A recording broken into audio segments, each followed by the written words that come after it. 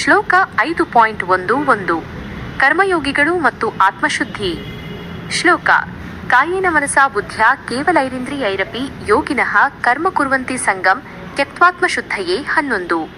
ಅರ್ಥ: ಯೋಗಿಗಳು ಫಲಗಳ ಮೇಲಿನ ಆಸಕ್ತಿಯನ್ನು ಸಂಗಂ ತ್ಯಜಿಸಿ ತಮ್ಮ ದೇಹದಿಂದ ಕಾಯೇನ ಮನಸ್ಸಿನಿಂದ ಮನಸ, ಬುದ್ಧಿಯಿಂದ ಬುದ್ಧ್ಯ ಮತ್ತು ಕೇವಲ ಇಂದ್ರಿಯಗಳಿಂದಲೂ ಕೇವಲೈಹ ಇಂದ್ರಿಯೈಹ ಅಪಿ ಕಾರ್ಯಗಳನ್ನು ಕರ್ಮ ಕುರ್ವಂತಿ ಆತ್ಮಶುದ್ಧಿಗಾಗಿ ಮಾತ್ರ ಆತ್ಮಶುದ್ಧಯೇ ಮಾಡುತ್ತಾರೆ.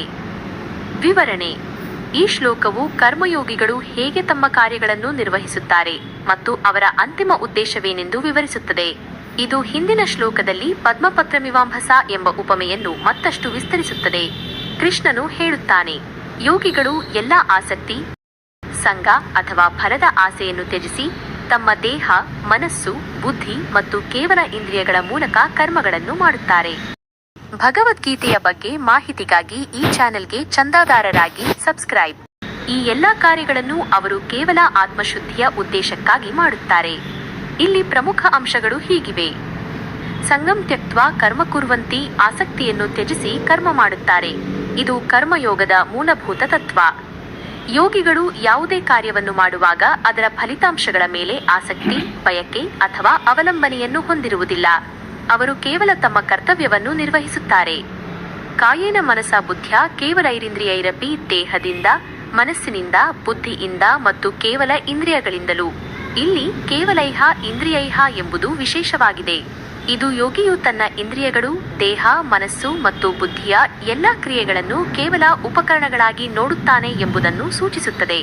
ಅವನು ನಾನು ಮಾಡುತ್ತಿದ್ದೇನೆ ಎಂಬ ಕರ್ತೃತ್ವದ ಭಾವನೆಯನ್ನು ಹೊಂದಿರುವುದಿಲ್ಲ. ಅವನು ಈ ಅಂಗಗಳು ಪ್ರಕೃತಿಯ ಗುಣಗಳ ಮೂಲಕ ಕಾರ್ಯನಿರ್ವಹಿಸುತ್ತಿವೆ ಎಂದು ಅರಿತಿರುತ್ತಾನೆ. ಇದು 5.8 ರಿಂದ 9 ಶ್ಲೋಕಗಳನ್ನು ಪುನರಾವರ್ತಿಸುತ್ತದೆ. ಅಲ್ಲಿ ಜ್ಞಾನಿಯು ನೋಡುವಾಗ, ಕೇಳುವಾಗ, ತಿನ್ನುವಾಗಲೂ ತಾನು ಏನನ್ನೂ ಮಾಡುತ್ತಿಲ್ಲ ಎಂದು ಭಾವಿಸುತ್ತಾನೆ. ಯೋಗಿಯು ಈ ದೈಹಿಕ, ಮಾನಸಿಕ ಮತ್ತು ಬೌದ್ಧಿಕ ಕ್ರಿಯೆಗಳಿಗೆ ಸಾಕ್ಷಿ ಮಾತ್ರ. ಆತ್ಮಶುದ್ಧಯೇ ಆತ್ಮಶುದ್ಧಿಗಾಗಿ ಮಾತ್ರ. ಇದು ಕರ್ಮಯೋಗದ ಪ್ರಮುಖ ಉದ್ದೇಶ. ಯೋಗಿಗಳು ತಮ್ಮ ಕಾರ್ಯಗಳನ್ನು ವೈಯಕ್ತಿಕ ಲಾಭ, ಹೆಸರು ಅಥವಾ ಕೀರ್ತಿಗಾಗಿ ಮಾಡುವುದಿಲ್ಲ. ಅವರ ಎಲ್ಲ ಕ್ರಿಯೆಗಳ ಹಿಂದಿರುವ ಏಕೈಕ ಉದ್ದೇಶವೆಂದರೆ ತಮ್ಮ ಅಂತರಾತ್ಮವನ್ನು ಶುದ್ಧೀಕರಿಸುವುದು. ಕರ್ಮಗಳನ್ನು ಅನಾಸಕ್ತಿಯಿಂದ, ಫಲದ ಆಸೆಯಿಲ್ಲದೆ ಮಾಡುವುದರಿಂದ ಮನಸ್ಸಿನಲ್ಲಿದ್ದ ರಜಸ್ಸು ಮತ್ತು ತಮಸ್ಸಿನ ಕಲ್ಮಶಗಳು ನಿವಾರಣೆಯಾಗುತ್ತವೆ. ಮನಸ್ಸು ಸತ್ವಗುಣದಿಂದ ಕೂಡಿ ಶಾಂತ ಮತ್ತು ಏಕಾಗ್ರವಾಗುತ್ತದೆ. ಈ ಶುದ್ಧೀಕರಣವು ಆತ್ಮಜ್ಞಾನವನ್ನು ಪಡೆಯಲು ಮತ್ತು ಮೋಕ್ಷದ ಕಡೆಗೆ ಸಾಗಲು ಅವಶ್ಯಕವಾಗಿದೆ. ಸಂಕ್ಷಿಪ್ತವಾಗಿ ಈ ಶ್ಲೋಕವು ಕರ್ಮಯೋಗಿಯ ಸಮಗ್ರ ಚಿತ್ರಣವನ್ನು ನೀಡುತ್ತದೆ. ಅವನು ತನ್ನ ಅಹಂಕಾರ ಮತ್ತು ಫಲದ ಆಸೆಯನ್ನು ತ್ಯಜಿಸಿ ತನ್ನ ದೇಹ, ಮನಸ್ಸು, ಬುದ್ಧಿ, ಇಂದ್ರಿಯಗಳ ಮೂಲಕ ನಿರ್ವಹಿಸುವ ಎಲ್ಲಾ ಕರ್ಮಗಳನ್ನು ಕೇವಲ ಆತ್ಮಶುದ್ಧಿಗಾಗಿ ಒಂದು ಸಾಧನವಾಗಿ ಬಳಸುತ್ತಾನೆ. ಈ ರೀತಿಯ ಕರ್ಮವು ಬಂಧನಕ್ಕೆ ಕಾರಣವಾಗದೆ ಆಧ್ಯಾತ್ಮಿಕ ಉನ್ನತಿಗೆ ಕಾರಣವಾಗುತ್ತದೆ.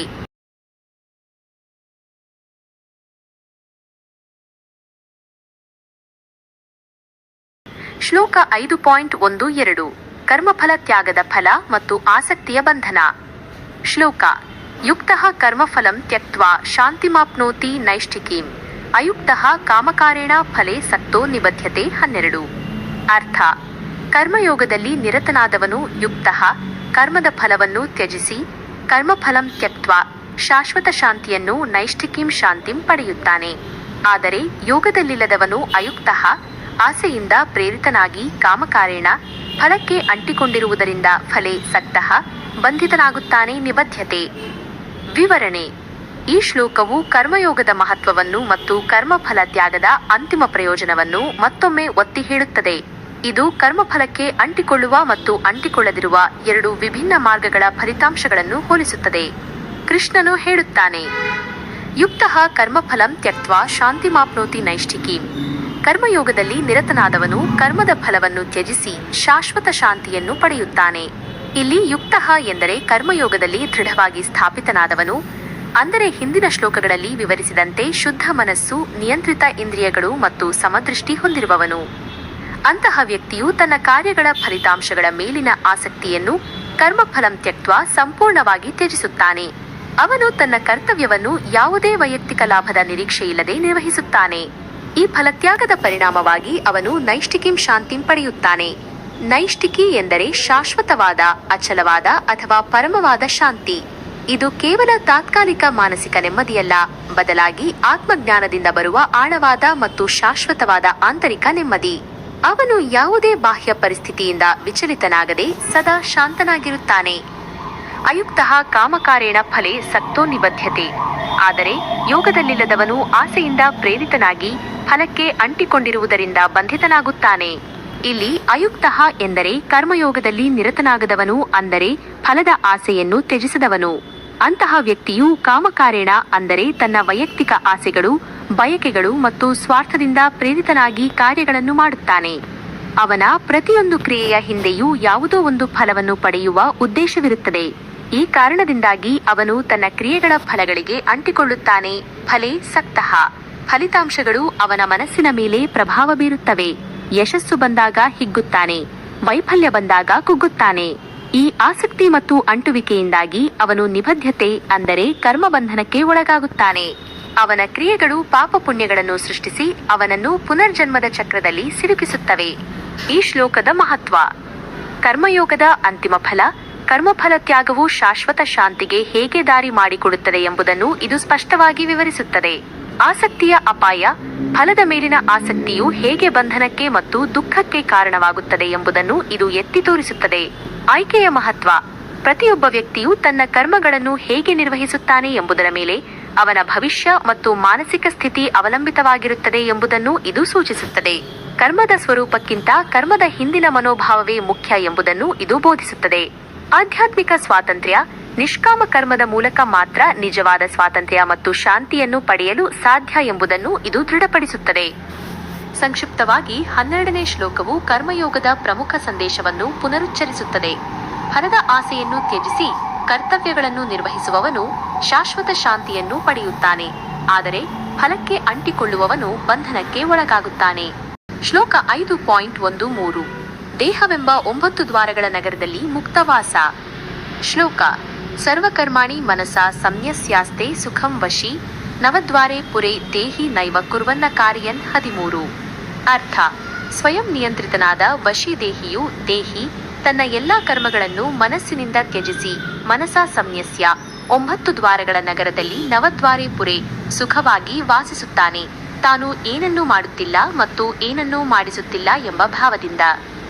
ವಿವರಣೆ. ಈ ಶ್ಲೋಕದಲ್ಲಿ ಶ್ರೀಕೃಷ್ಣನು ಜ್ಞಾನದಿಂದ ಮತ್ತು ಕರ್ಮಫಲ ತ್ಯಾಗದಿಂದ ಮುಕ್ತನಾದ ವಶಿ ಸ್ವಯಂ ನಿಯಂತ್ರಿತ ವ್ಯಕ್ತಿ ಹೇಗೆ ಬದುಕುತ್ತಾನೆ ಎಂಬುದನ್ನು ವಿವರಿಸುತ್ತಾನೆ. ಇದು ಹಿಂದಿನ ಶ್ಲೋಕಗಳ ಮುಂದುವರಿದ ಭಾಗವಾಗಿದ್ದು ಕರ್ಮಯೋಗದ ಪರಾಕಾಷ್ಠೆಯನ್ನು ಸೂಚಿಸುತ್ತದೆ. ಕೃಷ್ಣನು ಹೇಳುತ್ತಾನೆ, ಸ್ವಯಂ ನಿಯಂತ್ರಿತನಾದ ವಶಿ ದೇಹಿಯು ದೇಹಿ ತನ್ನ ಎಲ್ಲಾ ಕರ್ಮಗಳನ್ನು ಮನಸ್ಸಿನಿಂದ ತ್ಯಜಿಸಿ ಸಂನ್ಯಸ್ಯ 9 ದ್ವಾರಗಳ ನಗರದಲ್ಲಿ ನವದ್ವಾರೆ ಪುರೇ ಸುಖವಾಗಿ ವಾಸಿಸುತ್ತಾನೆ, ತಾನು ಏನನ್ನೂ ಮಾಡುತ್ತಿಲ್ಲ ಮತ್ತು ಏನನ್ನೂ ಮಾಡಿಸುತ್ತಿಲ್ಲ ಎಂಬ ಭಾವದಿಂದ. ಇಲ್ಲಿನ ಪ್ರಮುಖ ಅಂಶಗಳು. ವಶಿ ಸ್ವಯಂ ನಿಯಂತ್ರಿತನಾದ. ಈ ಪದವು ಯೋಗದಲ್ಲಿ ಪ್ರವೀಣನಾದ, ಮನಸ್ಸು, ಇಂದ್ರಿಯಗಳು ಮತ್ತು ಬುದ್ಧಿಯ ಮೇಲೆ ಸಂಪೂರ್ಣ ಹಿಡಿತ ಸಾಧಿಸಿದ ವ್ಯಕ್ತಿಯನ್ನು ಸೂಚಿಸುತ್ತದೆ. ಇಂತಹ ವ್ಯಕ್ತಿಯು ಬಾಹ್ಯ ಪ್ರಚೋದನೆಗಳಿಗೆ ಅಥವಾ ಆಂತರಿಕ ಆಸೆಗಳಿಗೆ ಅಧೀನನಾಗಿರುವುದಿಲ್ಲ. ಸರ್ವಕರ್ಮಾಣಿ ಮನಸಾ ಸಂನ್ಯಸ್ಯ. ತನ್ನ ಎಲ್ಲಾ ಕರ್ಮಗಳನ್ನು ಮನಸ್ಸಿನಿಂದ ತ್ಯಜಿಸಿ. ಇದು ಬಾಹ್ಯವಾಗಿ ಕೆಲಸಗಳನ್ನು ನಿಲ್ಲಿಸುವುದನ್ನು ಅರ್ಥೈಸುವುದಿಲ್ಲ, ಬದಲಿಗೆ ಮನಸ್ಸಿನಿಂದ ಕರ್ತೃತ್ವದ ಅಹಂಕಾರವನ್ನು ತ್ಯಜಿಸುವುದನ್ನು ಸೂಚಿಸುತ್ತದೆ. ಅವನು ಯಾವುದೇ ಕ್ರಿಯೆಗೆ ನಾನು ಮಾಡುತ್ತಿದ್ದೇನೆ ಎಂಬ ಭಾವನೆಯನ್ನು ಹೊಂದಿರುವುದಿಲ್ಲ. ಎಲ್ಲ ಕರ್ಮಗಳನ್ನು ಪ್ರಕೃತಿ ಅಥವಾ ದೈವಿಕ ಇಚ್ಛೆಯ ಮೂಲಕ ನಡೆಯುತ್ತವೆ ಎಂದು ಅರಿತಿರುತ್ತಾನೆ. ಇದು ಆಂತರಿಕ ಸಂನ್ಯಾಸದ ನಿಜವಾದ ರೂಪ. ನವದ್ವಾರೆ ಪುರೇ ದೇಹಿ. 9 ದ್ವಾರಗಳ ನಗರದಲ್ಲಿ ದೇಹಿಯು.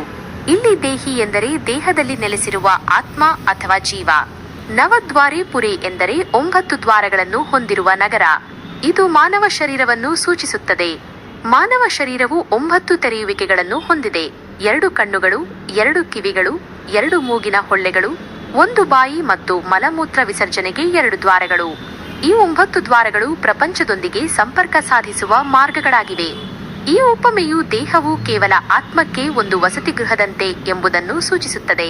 ಆತ್ಮವು ದೇಹದಲ್ಲಿ ವಾಸಿಸುತ್ತಿದ್ದರೂ ದೇಹದ ಕ್ರಿಯೆಗಳಿಗೆ ಬದ್ಧವಾಗಿಲ್ಲ. ಸುಖಂ ಆಸ್ತೆ. ಸುಖವಾಗಿ ವಾಸಿಸುತ್ತಾನೆ. ಎಲ್ಲಾ ಕರ್ಮಫಲದ ಆಸೆಯನ್ನು ತ್ಯಜಿಸಿ ಕರ್ತೃತ್ವ ಭಾವವಿಲ್ಲದೆ ಇರುವ ಕಾರಣ ಅಂತಹ ದೇಹಿಯು ಯಾವುದೇ ಬಂಧನವಿಲ್ಲದೆ ಆಂತರಿಕ ಶಾಂತಿ ಮತ್ತು ಸುಖವನ್ನು ಅನುಭವಿಸುತ್ತಾನೆ. ಅವನು ದೇಹದ ಮಿತಿಯೊಳಗೆ ಇದ್ದರೂ ಲೌಕಿಕ ದುಃಖಗಳಿಂದ ಮುಕ್ತನಾಗಿರುತ್ತಾನೆ. ನೈವ ಕುರ್ವನ್ನ ಕಾರಯನ್, ತಾನು ಏನನ್ನೂ ಮಾಡುತ್ತಿಲ್ಲ ಮತ್ತು ಏನನ್ನೂ ಮಾಡಿಸುತ್ತಿಲ್ಲ. ಇದು 5.8 ರಿಂದ 9 ಶ್ಲೋಕಗಳ ವಿಸ್ತರಣೆಯಾಗಿದೆ. ಜ್ಞಾನಿಯು ತಾನು ಕರ್ಮಗಳನ್ನು ಮಾಡುತ್ತಿದ್ದರೂ ತಾನು ಕ್ರಿಯೆಗಳ ನಿಜವಾದ ಕರ್ತೃವಲ್ಲ ಎಂದು ಅರಿತಿರುತ್ತಾನೆ.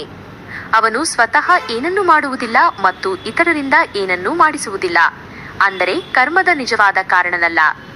ದೇಹ, ಮನಸ್ಸು, ಇಂದ್ರಿಯಗಳು ಮತ್ತು ಪ್ರಕೃತಿಯ ಗುಣಗಳು ತಮ್ಮ ಕಾರ್ಯಗಳನ್ನು ನಿರ್ವಹಿಸುತ್ತಿವೆ ಎಂದು ಅವನು ಸ್ಪಷ್ಟವಾಗಿ ಅರಿತುಕೊಂಡಿರುತ್ತಾನೆ. ಈ ಶ್ಲೋಕದ ಮಹತ್ವ: ದೇಹದ ತಾತ್ಕಾಲಿಕ ಸ್ವರೂಪ ಶರೀರವನ್ನು ನವದ್ವಾರಗಳ ನಗರಕ್ಕೆ ಹೋಲಿಸುವುದು, ದೇಹದ ಅನಿಯತ ಸ್ವರೂಪ ಮತ್ತು ಆತ್ಮದ ಅದರಿಂದ ಬೇರ್ಪಟ್ಟ ಅಸ್ತಿತ್ವವನ್ನು ಸೂಚಿಸುತ್ತದೆ. ಆಂತರಿಕ ಸ್ವಾತಂತ್ರ್ಯ ಬಾಹ್ಯವಾಗಿ ಪ್ರಪಂಚದಲ್ಲಿ ತೊಡಗಿಸಿಕೊಂಡಿದ್ದರೂ ಮನಸ್ಸಿನಿಂದ ಕರ್ತೃತ್ವ ಮತ್ತು ಫಲದ ಆಸೆಯನ್ನು ತ್ಯಜಿಸುವುದರಿಂದ ಆಂತರಿಕ ಶಾಂತಿ ಮತ್ತು ಸ್ವಾತಂತ್ರ್ಯವನ್ನು ಸಾಧಿಸಬಹುದು ಎಂಬುದನ್ನು ಇದು ಒತ್ತಿ ಹೇಳುತ್ತದೆ. ಜ್ಞಾನಿ ಕರ್ಮಿಯ ಸ್ಥಿತಿ: ಇದು ಕರ್ಮಯೋಗಿ ಮತ್ತು ಜ್ಞಾನಿಯ ಸ್ಥಿತಿಯ ಸಮ್ಮಿಲನವನ್ನು ತೋರಿಸುತ್ತದೆ. ಜ್ಞಾನಿಯು ಕೇವಲ ಕರ್ಮಗಳನ್ನು ತ್ಯಜಿಸುವವನಲ್ಲ, ಬದಲಿಗೆ ಕರ್ತೃತ್ವ ಭಾವವನ್ನು ತ್ಯಜಿಸಿ ಎಲ್ಲ ಕರ್ಮಗಳಲ್ಲಿಯೂ ಅಲಿಪ್ತನಾಗಿ ಸುಖವಾಗಿ ವಾಸಿಸುತ್ತಾನೆ. ಸಂಕ್ಷಿಪ್ತವಾಗಿ 13ನೇ ಶ್ಲೋಕವು ನಿಜವಾದ ಕರ್ಮಯೋಗಿಯು ಹೇಗೆ ತನ್ನ ದೇಹದಲ್ಲಿ ವಾಸಿಸುತ್ತಿದ್ದರೂ ಕರ್ತೃತ್ವ ಭಾವವಿಲ್ಲದೆ ಸಂಪೂರ್ಣ ಆಂತರಿಕ ಸ್ವಾತಂತ್ರ್ಯವನ್ನು ಅನುಭವಿಸುತ್ತಾನೆ ಎಂಬುದನ್ನು ವಿವರಿಸುತ್ತದೆ. ಭಗವದ್ಗೀತೆಯ ಬಗ್ಗೆ ಮಾಹಿತಿಗಾಗಿ ಈ ಚಾನೆಲ್ಗೆ ಚಂದಾದಾರರಾಗಿ ಸಬ್ಸ್ಕ್ರೈಬ್. ಭಗವದ್ಗೀತೆಯ ಬಗ್ಗೆ ಮಾಹಿತಿಗಾಗಿ ಈ ಚಾನೆಲ್ಗೆ ಚಂದಾದಾರರಾಗಿ ಸಬ್ಸ್ಕ್ರೈಬ್.